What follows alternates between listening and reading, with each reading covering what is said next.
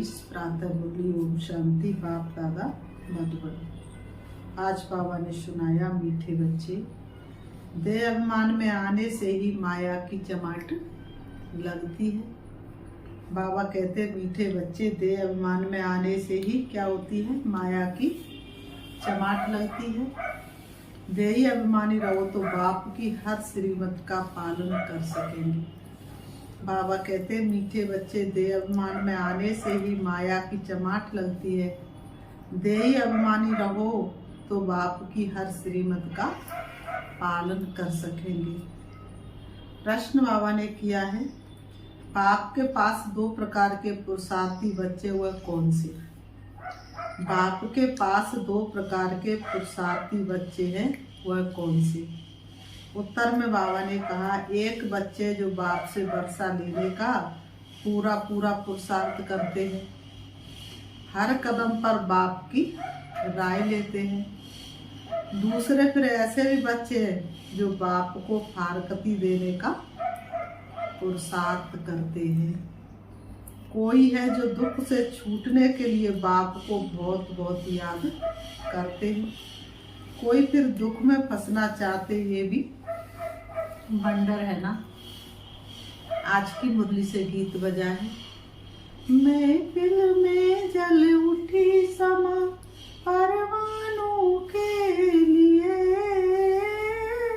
प्रीत करी है दुनिया से मर जाने के लिए।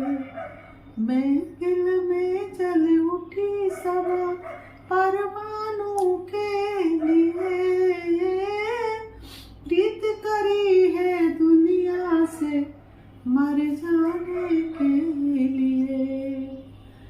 चारों तरफ लगाए फिर भी हरदम दूर रहे। चारों तरफ लगाए फिर भी हरदम दूर रहे। उल्फत जैसी आग बनी है, मिलने से मजबूर रहे, मिलने से मजबूर रहे। यही सजा है दुनिया में दीवानों के लिए, प्रीत करी है दुनिया से मर जाने के लिए। महफिल में जल उठी समा परवानों के लिए, प्रीत करी है दुनिया से मर जाने के लिए। ओम शांति। बच्चों ने गीत तो बहुत बार सुना है, नए बच्चे फिर नए सुर सुनते होंगे। जबकि बाप आते तो आकर अपना परिचय देते हैं। बच्चों को परिचय मिला हुआ है, जानते हैं अभी हम बेहद के माता पिता की संतान बने हैं। जरूर मनुष्य सृष्टि का रचयिता माता पिता होगा, परंतु माया ने मनुष्यों की बुद्धि बिल्कुल डेड कर दी है। इतनी साधारण बात बुद्धि में नहीं बैठती। कहते तो सभी हैं कि हमको भगवान ने पैदा किया है, तो जरूर माता पिता होंगे। भक्ति मार्ग में याद भी करते हैं।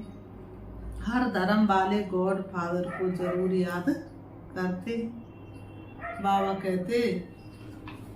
कहते भक्त खुद तो भगवान हो नहीं सकते, भक्त भगवान की बंदगी साधना करते हैं। गॉड फादर तो जरूर सबका एक ही होगा, अर्थात सभी आत्माओं का फादर एक है। सभी जिस्मों का फादर एक हो नहीं सकता, वह तो अनेक फादर है। वह जिस्मानी फादर होते हुए भी हे ईश्वर कहकर याद करते हैं। बाप बैठ करके समझाते हैं। मनुष्य बेसमझ है जो बाप का परिचय ही भूल जाते हैं। बाबा कहते, तुम जानते हो स्वर्ग का रचयिता जरूर एक ही बाप है। अभी कलयुग है, जरूर कलयुग का विनाश होगा। प्रायः लोप अक्षर तो हर बात में आता है। बच्चे जानते सतयुग अभी प्रायः लोप है। अच्छा, फिर प्रश्न उठता है, तो सतयुग में उनको ये पता होगा कि ये सतयुग प्रायः लोप हो जाएगा। फिर त्रेता होगा, नहीं, वहाँ तो इस नॉलेज की दरकार ही नहीं। ये बात है किसकी भी बुद्धि में नहीं। सृष्टि का चक्र कैसे फिरता है, हमारा पारलौकिक बाप कौन है, ये तुम बच्चे ही जानते हो। मनुष्य गाते तुम मात पिता हम बालक तेरे, तेरी कृपा से सुख घनेरे, परंतु जानते नहीं। तो कहना भी न कहने के बराबर हो जाता है। बाप को भूल गए इसलिए आर्फन बन पड़े हैं। बाप हर बात समझाते हैं। श्रीमत पर कदम कदम पर चलो, नहीं तो कोई समय माया बड़ा धोखा देगी।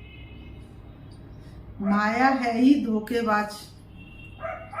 माया से लिबरेट करना ये बाप का ही काम है। रावण तो है ही दुख देने वाला, बाप है सुख देने वाला। मनुष्य इन बातों को समझ नहीं सकते। बाबा कहते वह तो समझते दुख सुख भगवान ही देते हैं। बाप समझाते मनुष्य दुखी बनने के लिए शादियों में कितना खर्चा करते हैं। जो पवित्र पौधे उनको अपवित्र बनाने का पुरुषार्थ किया जाता है। ये भी तुम समझ सकते हो, दुनिया नहीं समझती है। ये विषय सागर में डूबने के लिए कितनी सेरेमनी करते हैं। बाबा ने कहा उनको ये पता नहीं है कि सतयुग में ये विष विकार होता ही नहीं है। उनको ये पता ही नहीं कि सतयुग में ये विष विकार होता ही नहीं है।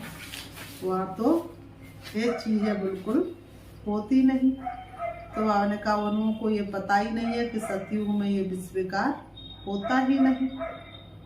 वह है ही क्षीर सागर। इसको बाबा ने कहा विषय सागर कहा जाता है। वह है संपूर्ण निर्विकारी दुनिया। बल त्रेता में 2 कला कम हो जाती हैं तो भी उनको निर्विकारी दुनिया कहा जाता है। वहाँ विकार हो नहीं सकते, क्योंकि रावण का राज्य द्वापर से शुरू होता है। आधा आधा है ना, ज्ञान सागर और अज्ञान सागर। अज्ञान का भी सागर है ना, बाबा का ज्ञान का सागर है। ज्ञान अथाह तो अज्ञान भी अथाह है, उसकी भी कोई सीमा नहीं है।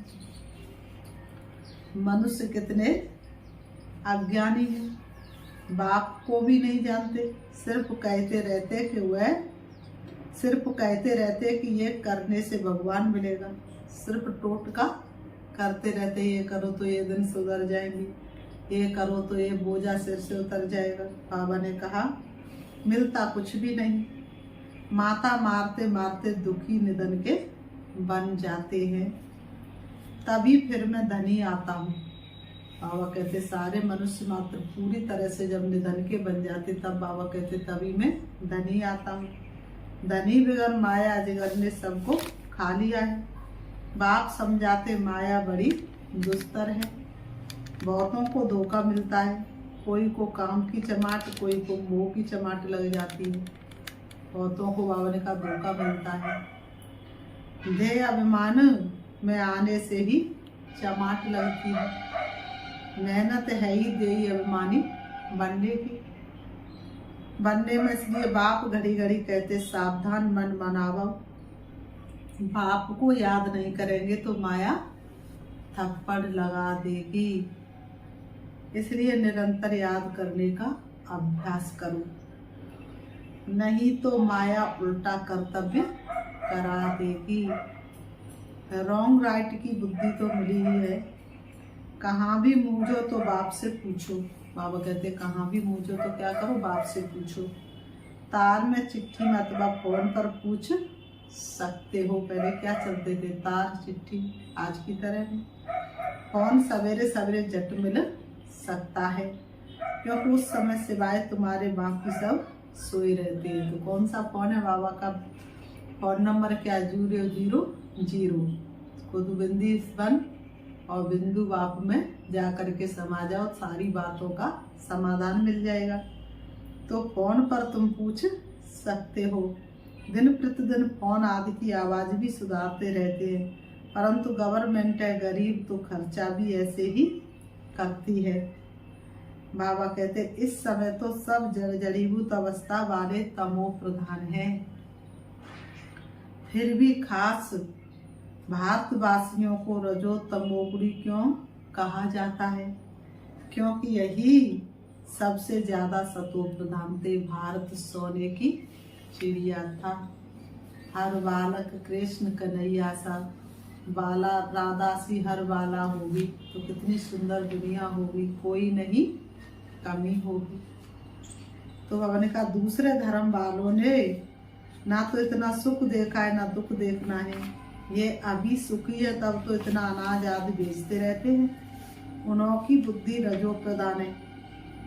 विनाश के लिए कितनी इन्वेंशन करते हैं। बाबा कहते परंतु उनको ये पता नहीं पड़ता है, इसलिए उनको बहुत चित्र आदि भेजने पड़े तो उनको भी पता पड़ेगा। आखिरी में समझेंगे, बाबा ने कहा आखिरी में समझेंगे ये चीज तो बड़ी अच्छी है। आखिरी में वो भी समझेंगे कि ये चीज तो बड़ी अच्छी है। इन पर लिखा हुआ है गॉड फादरली गिफ्ट। जब आफत का समय होगा तब आवाज निकलेगा, फिर समझेंगे बरोबर ये हमको मिला था। इन चित्रों से बहुत काम निकलेगा। बाप को बेचारे जानते नहीं, सुखदाता तो वह एक ही बाप है। सब उनको याद करते हैं, चित्रों से अच्छी रीति समझ सकते हैं। अभी देखो 3 पैर पृथ्वी के नहीं मिलते हैं और फिर तुम सारे विश्व के मालिक बन जाते हो। ये चित्र विलायत में भी बहुत सर्विस करेंगे। बाबा कहते ये चित्र विलायत में भी बहुत सर्विस करेंगे। बच्चों को इन चित्रों का इतना कदर नहीं है। खर्चा तो होना ही है। बाबा कहते खर्चा तो होना ही है। राजधानी स्थापन करने में उस गवर्नमेंट का करोड़ों रुपया खर्च हुआ होगा और लाखों मरे। यहाँ तो मरने की बात ही नहीं। श्रीमत पर पूरा पुरुषार्थ करना है, तभी श्रेष्ठ पद पा सकेंगे। नहीं तो पीछे सजा खाने समय बहुत पछताएंगे। ये बाप भी है तो धर्मराज भी है। पतित दुनिया में आकर बच्चों को 21 जन्मों के लिए स्वराज्य देता हूँ। अगर फिर कोई विनाशकारी कर्तव्य किया तो पूरी सजा खाएंगे। ऐसे नहीं जो होगा वह देखा जाएगा, और ऐसे नहीं जो होगा सो देखा जाएगा। दूसरे जन्म का कौन बैठ विचार करे। मनुष्य दान पुण्य भी दूसरे जन्म के लिए करते हैं। बाबा ने कहा मनुष्य दान पुण्य भी दूसरे जन्म के लिए करते हैं। तुम अभी जो करते हो वह कितने जन्मों के लिए? 21 जन्म के लिए। वह जो कुछ करते अल्पकाल के लिए एवजा फिर भी नरक में ही नहीं मिलेगा। तुमको तो स्वर्ग में एवजा मिलना है। रात दिन का फर्क है। बाबा ने कहा रात दिन का फर्क है। तुम स्वर्ग में 21 जन्मों के लिए प्रारब्ध पाते हो, एक जन्म ने 21 जन्म। हर बात में श्रीमत पर चलने से बेड़ा पार है।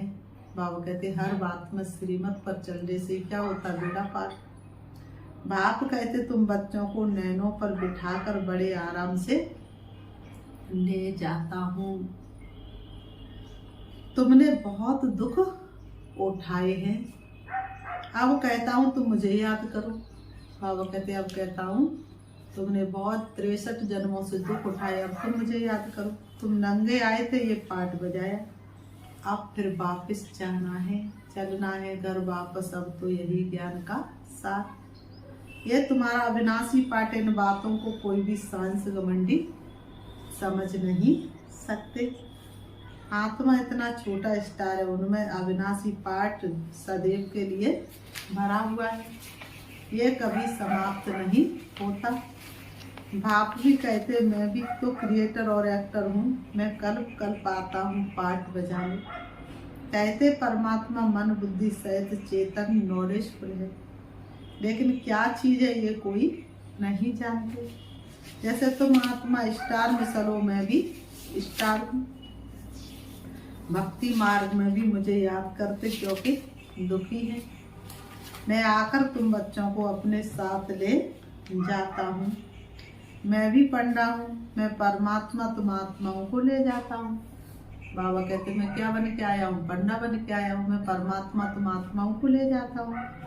आत्मा मच्छर से भी छोटी है, अति सूक्ष्म है, लेकिन वो वंडरफुल बात यह है कितनी छोटी सी आत्मा में 84 जन्मों का पाठ भरा हुआ है।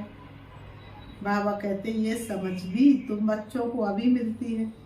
कितना अच्छी रीति समझाते हैं। बाप कहते तुमको विश्व का मालिक बनाता हूँ।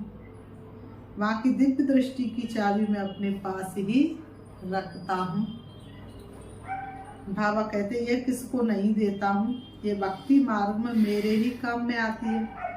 बाप कहते हैं मैं तुमको पावन पूज्य बनाता हूँ। शिव बाबा कहते मीठे बच्चे मैं तुमको क्या बनाता हूँ? पावन पूज्य बनाता हूँ। माया पतित पुजारी बनाती है। समझाते तो बहुत है परंतु कोई बुद्धिमान समझे। बाबा कहते मैं समझाता तो बहुत हूँ लेकिन कोई बुद्धिमान समझे।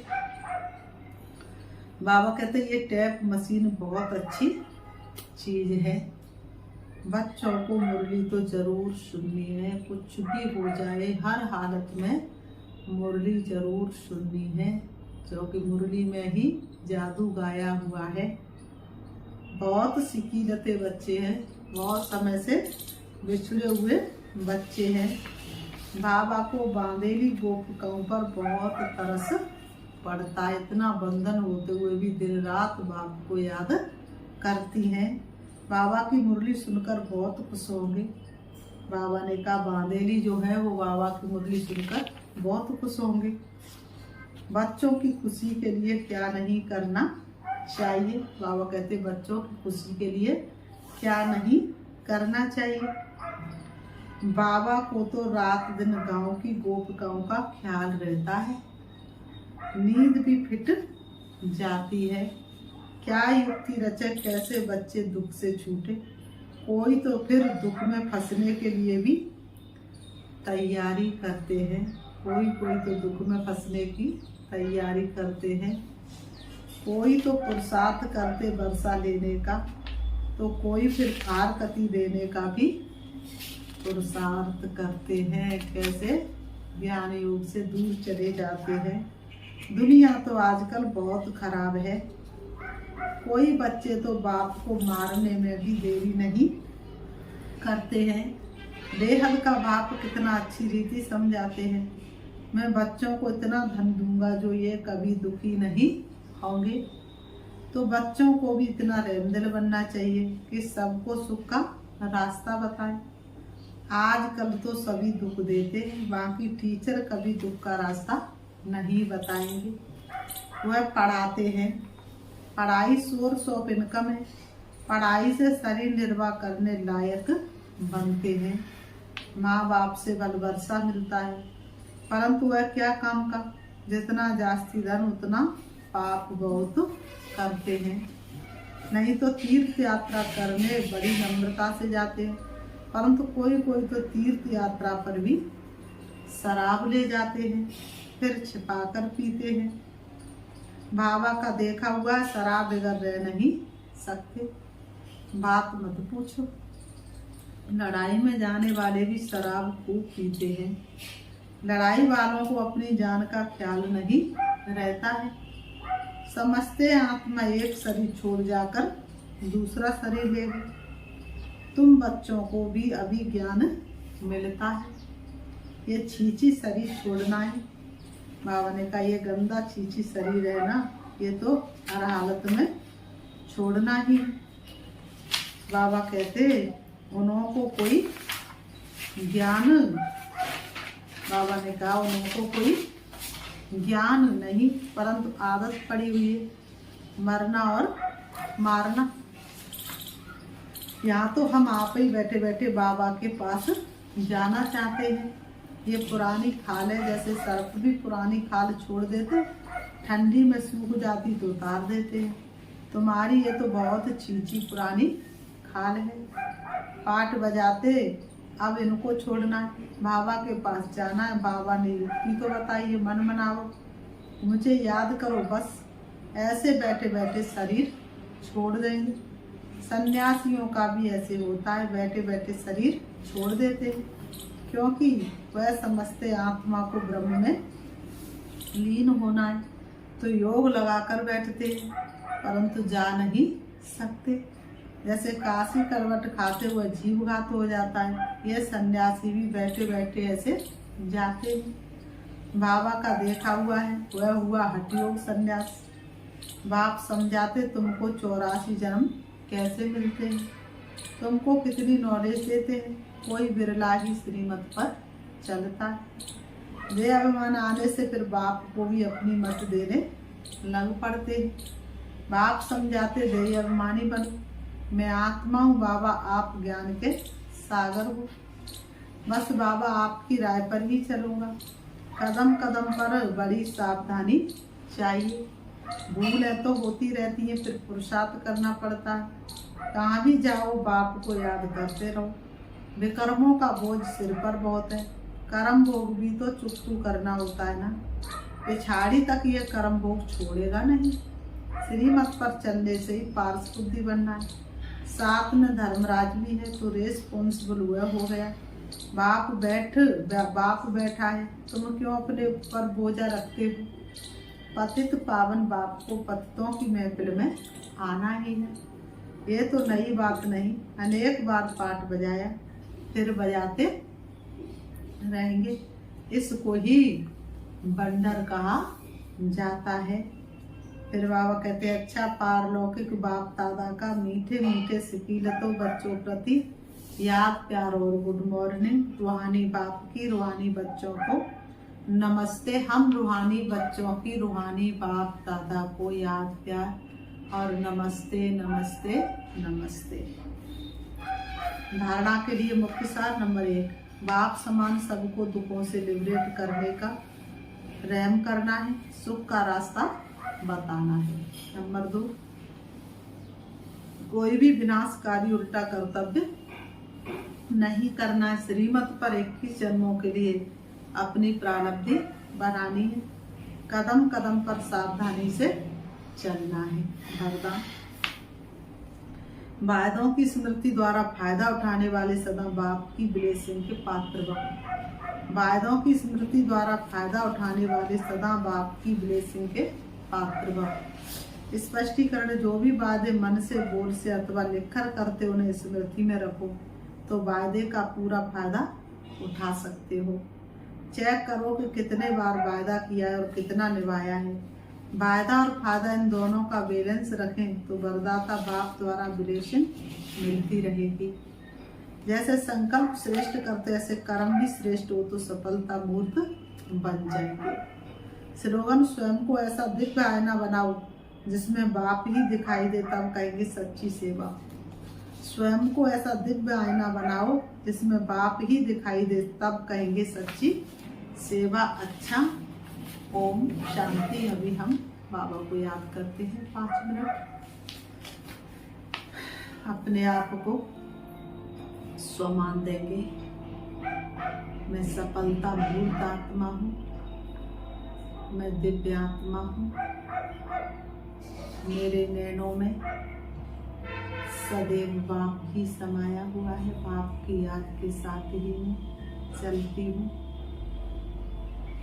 बाप ही मेरा संसार है। बाप की याद से मेरा एक एक कर्तव्य श्रेष्ठ है, महान है।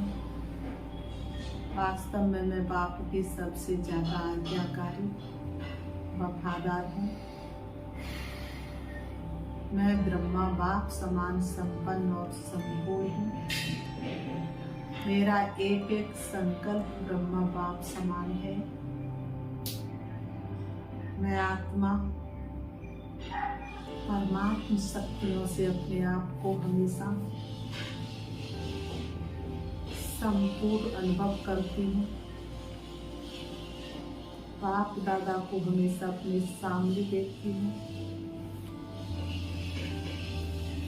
बाप दादा का वरदानी हाथ हमेशा अपने सिर पर अनुभव करती हूँ। मेरे रोम रोम में बाप की याद समाई हुई है। मेरी सांस सांस में बाप की याद समाई हुई है। बाप की याद से मैं आत्मा शक्तिशाली बनती जाती हूँ। बाप की याद से मेरा एक एक कर्तव्य श्रेष्ठ होता है। मेरा हर कदम बाप की श्रीमत प्रमाण ही है। मैं हर आज्ञा को पालन करने वाली आत्मा हूँ। मैं पवित्रता की पूंजी को मन वचन कर्म से हमेशा जमा करने वाली आत्मा हूँ। मेरा एक एक संकल्प विश्व कल्याण के लिए है। मेरा एक एक संकल्प में हर आत्मा के प्रति शुभभावना समाई हुई है। वास्तव में मैं प्रत्येक आत्मा के लिए